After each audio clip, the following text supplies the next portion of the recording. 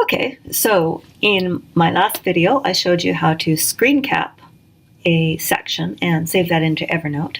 Today, we're going to go into Ancestry, search for a document, download it, save it to Evernote, and I'll show you what that looks like.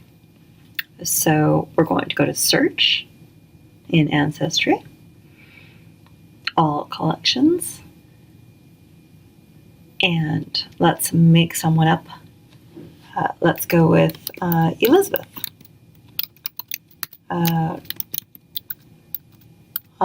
Elizabeth Walken. And let's just say that Elizabeth is from Regina, Saskatchewan.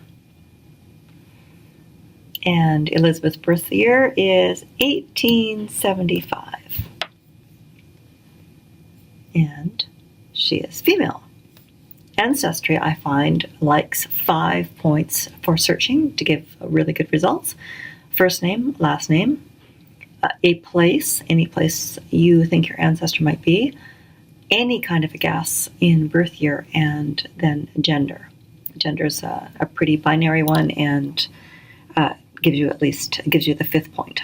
So, searching. We've got an Elizabeth Walken from Ontario, but for my purposes, that will do. She's from the 1901 census, so we will click View Image.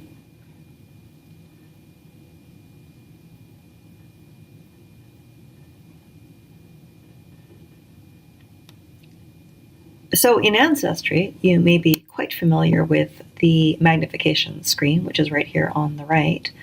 I know myself, anytime I'm looking at census records, I've had to scroll pretty close up to see what's written, especially if the census taker wasn't too careful writing, or in this case, it's a little bit hard to read. So this is the magnification button, up and down. But above the magnification tools is a little pair of cross tools.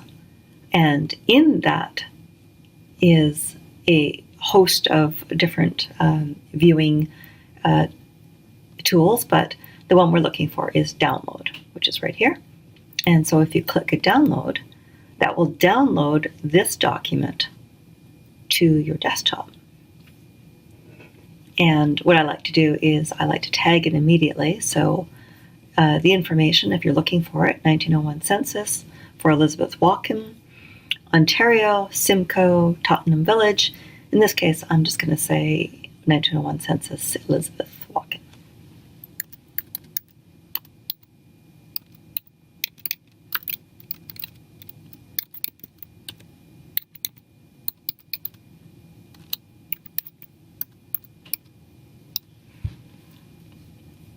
Okay.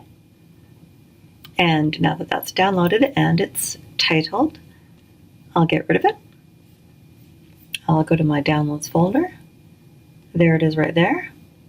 I will click and drag it into Evernote, which immediately copies it into a brand new note. And I could choose not to do anything else with it. But as you can see here in my folder, Elizabeth Walken is right there. Now, bearing in mind that we have just created that note, let's just say I had, as I do, several thousand notes, and I couldn't actually see it right here on my screen. I could look for Elizabeth Walken, and as you can see, Evernote already knows that I have a note entitled Elizabeth Walken. So that's how you can use Evernote and Ancestry together to find a document, to download that document, to save it to your downloads, and then instead of just putting it in a folder and then maybe having some difficulty finding it again, turning it into a note in Evernote that you can do anything at all with, up to and including adding your own notes on top of a note. It's very handy.